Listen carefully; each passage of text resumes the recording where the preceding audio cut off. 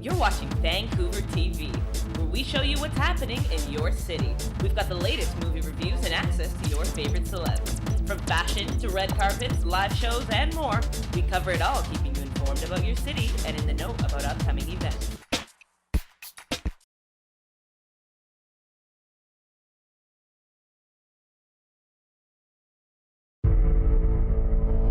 We must now select my successor and determine one man the opposition will accept.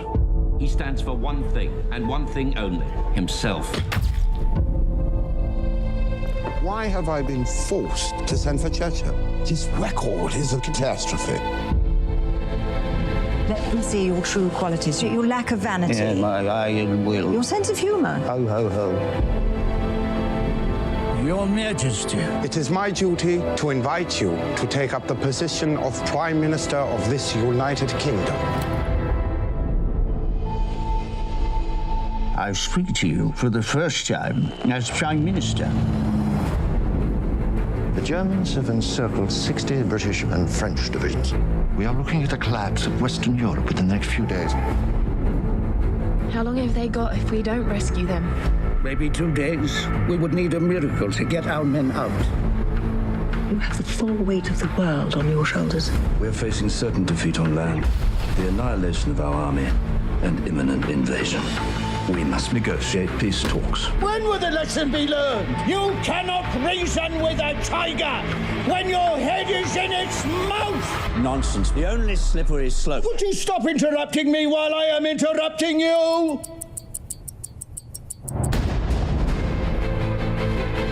We have before us many long months of struggle and suffering. Even though many old and famous states have fallen into the grip of the Nazi rule, We shall defend our island, whatever the cost may be.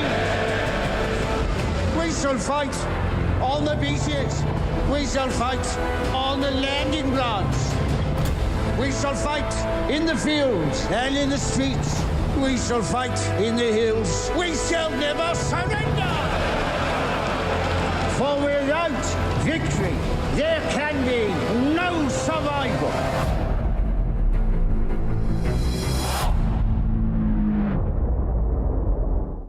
To win tickets to see this movie and other fun movie prize packs, visit www.vancouvertelevision.ca.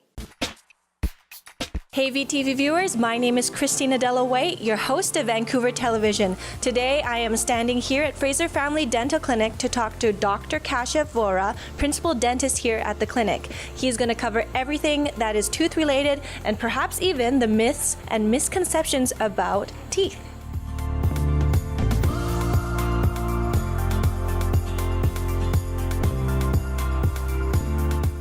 I'm here with Dr. Kashyap Vora, principal dentist at the Fraser Family Dentistry Clinic. How are you today? Good. Very good morning, Christy. Thank you for coming by. The last time I saw you was at the concert. Your kids were doing really good. Yes, thank you so much for your support, and they enjoyed you having you there. Yeah, so could you tell us a little bit about yourself and what you do here? I've been practicing at this location for the last 10 years. I do general dentistry. I also do oral surgery, IV sedation. I do gum surgeries, more or less everything, root canals, etc. Everything that a general dentist does. I've been doing it for 10 years from this location. And I started off, I finished my dentistry first time in India at the age of 23. Thereafter, I left for the UK to pursue higher education. I did my oral surgical training in England. Currently, I'm registered as a specialist oral surgeon in England, as well as I have a license to practice dentistry in England. After finishing my surgical training in England, I decided to emigrate to Canada. I did a 2-year qualifying program at the University of Toronto, whereby I'm allowed to practice in Canada. Thereafter, I continued with a fellowship at the Hospital for Sick Children in pediatric surgery. So I've been putting in quite a few years into training, and then I decided to move to Vancouver. So I have been at this location for the last 10 years, since 2006. Quite the history in dentistry. Yes. Medicine and dentistry is a field where you have to invest a certain number of years, not just in getting the certificate or the license, but thereafter, certain years are needed to get the experience necessary to deliver the product, I feel. Yeah. Yes, definitely. So what does it take to become a dentist? Obviously, as with other things in life, you need to be interested. It has to catch your imagination. Once you've decided to be a dentist, you need a lot of perseverance, because dentistry is an art and a science. In other words, I'm not sure what comes first, but obviously the science comes first, and then you have to develop the art within, and it has to make you happy.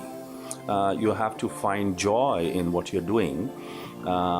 Then the perseverance will automatically come, just like how you find joy in what you're doing. I think it has to be calling you, and then you have to have the perseverance to follow it up. There are other factors for every individual. The factors that drive them to do dentistry can be different. For me, what gets me to work every morning is the feeling that I can get somebody out of pain, and I can make somebody's life a little bit better. So can you tell us a little bit about the family aspect of Fraser Family Dental Clinic? Sure. When I took over this practice, I registered the name Fraser Family Dental Clinic because it was on Fraser Street.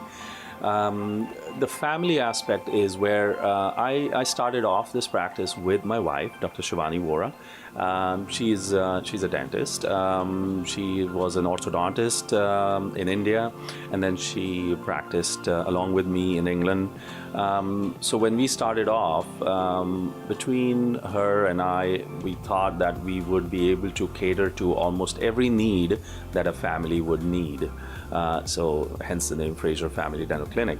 Since then, of course, she has her own clinic in Surrey, and I'm managing this clinic. She does visit this clinic to help me with the orthodontic aspect of my patient care.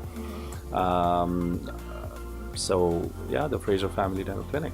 So what are some similarities or commonalities between the branch of medicine and dentistry? Medicine and dentistry are very similar in many respects. There are differences as well. Typically in medicine, if a patient goes to a doctor and a doctor says you have this, they give a diagnosis and they recommend a few things, the patient will follow it. Practically speaking, in dentistry, unfortunately, patients, they receive a dentist diagnosis as a recommendation, not necessarily as the way to go about. That having said, one of the important similarities between medicine and dentistry is that they're all evidence-based. A dentist would normally not recommend anything until it is evidence-based. There is an aspect of art in dentistry. There is also an aspect of business in dentistry. Dentistry is not necessarily healthcare that is provided by the state. It does influence the way a dentist have to practice, because at the end of the day, the business aspect has to be satisfied in order to continue practicing. And that does result in patients sometimes perceiving dentistry as a business more than a branch of medicine. It's unfortunate, but the responsibility lies I believe, with the dentist to give the right projection, the right impression of what we practice. So intervening about asking someone to floss daily, that must be tough, right? Yes. It's. I think the flossing part is taken well by the patients, but as a dentist, when we recommend some of the more expensive treatments, which is not always necessary, but for instance, if a tooth is badly broken and if it needs a crown, it is not just sometimes recommended, but it's strongly indicated. Now, there is a possibility that a patient might perceive it as just a recommendation, not knowing that the tooth will break if a crown is not done in due time. And a cost of the crown is reasonable. If I wanted a crown, I would also think twice. So there is this aspect where you have a patient's financial aspect to match their own understanding of what dentistry is about, and a dentist faces this day in and day out, unfortunately. So as you asked, what's the difference between medicine and dentistry? A physician can very comfortably give a list of all the problems that they have and then leave it to the patient, whereas as a human being, a dentist has to, the thought does come across that it's going to be expensive, and how's the patient going to perceive it, and whether he'll carry it out. And if we feel that the patient may not execute what has been recommended, then we have to be over emphatic with all the negatives, saying that the tooth will break. But we can't, it's a fine line. We cannot over emphasize, because the patient might perceive it as an attempt to sell.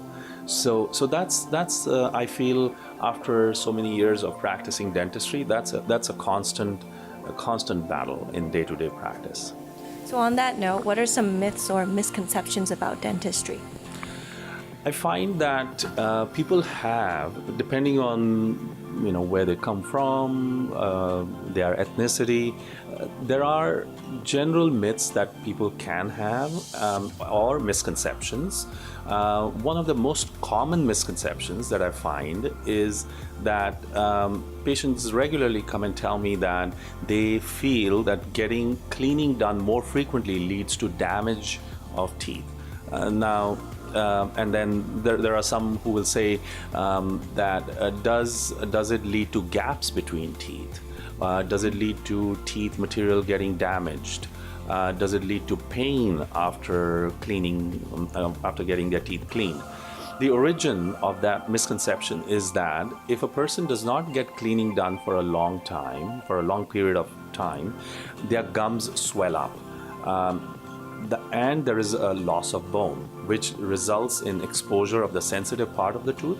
And then eventually, when the patient pays a visit to the dentist and the cleaning is done, following this, the gum recedes, it shrinks and it gets healthy, exposing the sensitive part of the tooth, which is the cementum and the dentin, and that causes sensitivity. So the patient correlates this with the act of having gone to the dentist and thinks that it's the cleaning that caused the sensitivity. In reality, the cause was not having seen a dentist for a prolonged period of time. Also, the gum recession causes space between the teeth, and the patient often perceives the causing of the space as being because of cleaning.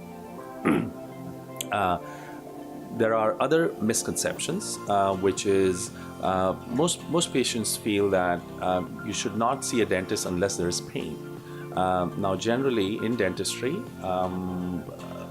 you get pain only when there has been prolonged destruction of the tooth. So you are actually approaching a dentist at a pretty late stage. So regular visits to the dentist are very necessary.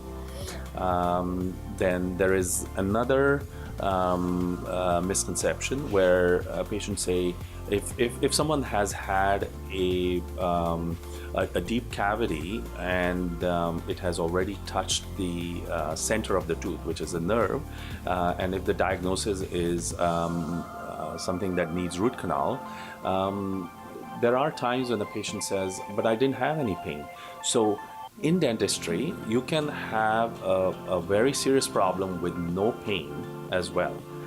In other words, you can have a cavity touch or reach the nerve without any pain as well. So these are some of the misconceptions. There is another relevant, bigger misconception these days, and that is many patients, either due to their perceived impression or due to Dr. Google, feel that antibiotics will get rid of their pain. Now, antibiotics are very heavily overprescribed. In US in 2013, a survey showed that 24.5 million courses of antibiotics were prescribed, and that's not even including specialties of dentistry. Now, all this is resulting into a big problem for future. As they say, antibiotics is like a time bomb ticking away. Antibiotic resistance is a time bomb ticking away. So antibiotics is one of the bigger problems. The other is patients feel that for dental pain, if you have a lot of pain, they ask for Tylenol 2 or Tylenol 3. Now, opioids, which are part of Tylenol 2 and 3, do not do anything to pain, but they have heard it somewhere that if you get more pain, you need Tylenol 3. And if a dentist does not prescribe, then they feel that the dentist does not know what he's doing, or he underestimates the patient's pain, which is not true. So getting the diagnosis right is the easier part in dentistry, but dealing with perceived misconception is often very difficult, especially when someone is in pain, he's asking for Tylenol 3 and you don't prescribe him. That really is a challenge. So I'm here at Fraser Family Dental Clinic with the receptionist, Jazz and Alma. How are you ladies doing? Good.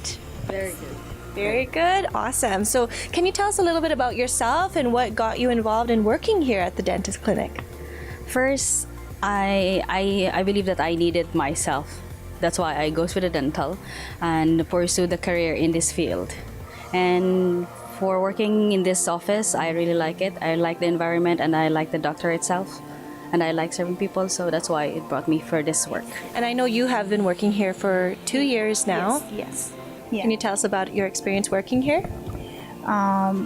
In my experience, I would like to say I can learn here as much as I can. So yeah, I can help patient to explain their dental, those kind of stuff I know. I learned from here. So what advice can you give these patients?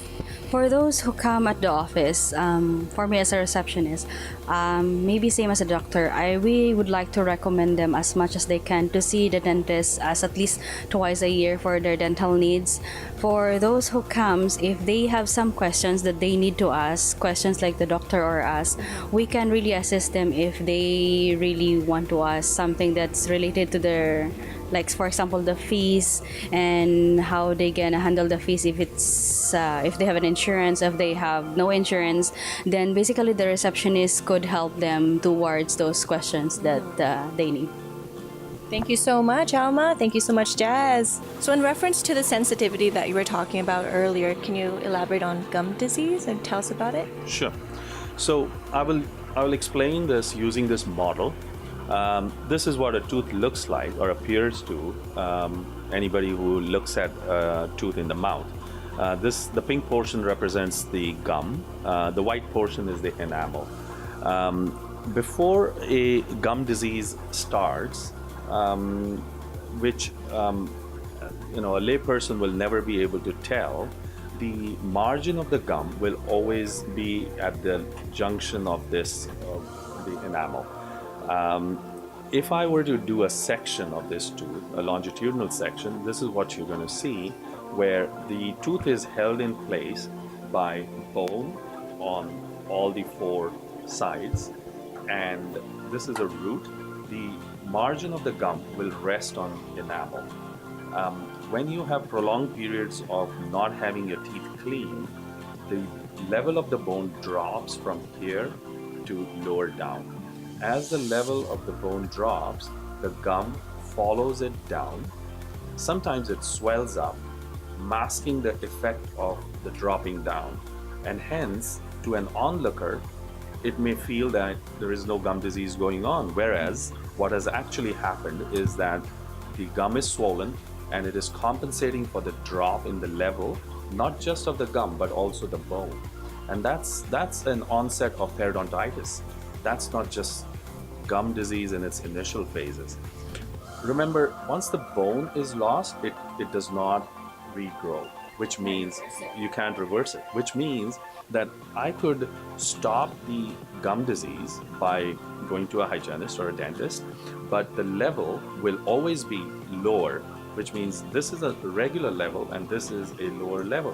What it means is now you've got more exposure of the yellow portion of the tooth, which is the sensitive part. And this is where, after cleaning, the tooth is going to get sensitive. So if I were to spray air on this part where the level has dropped down, the person is going to experience sensitivity, as compared to on this side there will be no sensitivity. So the trick is in seeing a dentist before the level of the bone starts dropping down. And how frequent would that be? In general, gum disease starts setting in, especially if you're not flossing, within a few weeks. So regular flossing at home, regular maintenance, brushing twice with a good technique is important, and seeing a dentist at least once every 6 months. It's an arbitrary figure here, but so if you're really good at cleaning it, the 6 could become 7 months.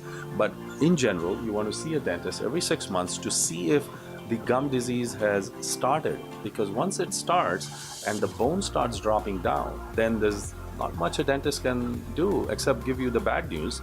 And the longer you delay in seeing a dentist, more bone would have been lost, resulting in irreversible damage. So Dr. Kashyap, how young should a child come in to see a dentist?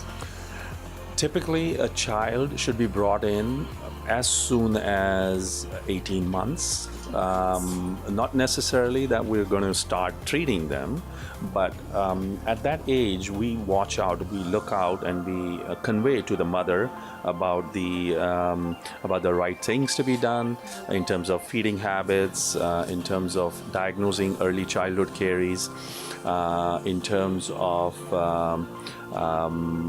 looking after the teeth as and when they erupt. Early childhood caries in Canada is a big problem. To give you an idea, it costs the state $21 million every year to treat early childhood caries. Now, this could be prevented by if this cost could be avoided if prevention was exercised. What contributes to early childhood caries is a lack of knowledge. Parents are not aware how to stop the caries, and the importance of preventing caries in children's teeth. Many parents feel that a child's tooth is going to be lost, so what's the need of treating? When we diagnose caries in children and we say this particular tooth needs treatment, they often say, well, it's going to come out anyways. And then, of course, we explain as to what's the need for the treatment. So I can only imagine that it's very busy being in the field of dentistry. What advice can you give to upcoming dentists? I found that dentistry being a subject of perfection, once you set your foot onto the journey, you are so engrossed in perfecting your techniques, and it does take a lot out of you.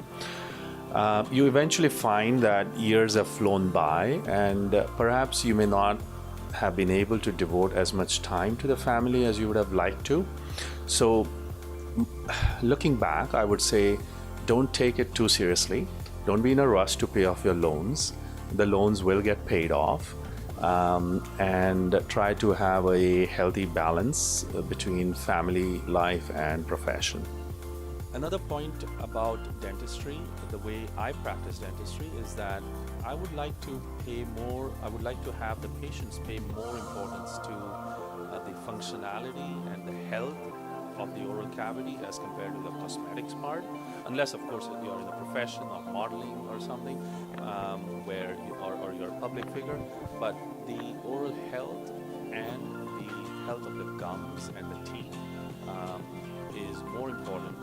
I often get patients where there are several cavities and gum disease, and the first thing they want is teeth whitening, and it takes a lot of effort and education to explain the importance of oral health. Unfortunately, I don't always succeed, and there is no easy way around it, but the importance of oral health cannot be overemphasized over the cosmetic aspect. Thank you so much, Dr. Kashyap, for talking to our viewers at home. Do you have anything in closing that you'd like to add? I would like to thank you for providing me the platform to express my views. I hope these points are taken well. Three things I would like to summarize with. Floss regularly, see your dentist regularly, and get your kids and children to exercise good oral hygiene habits. Thank you.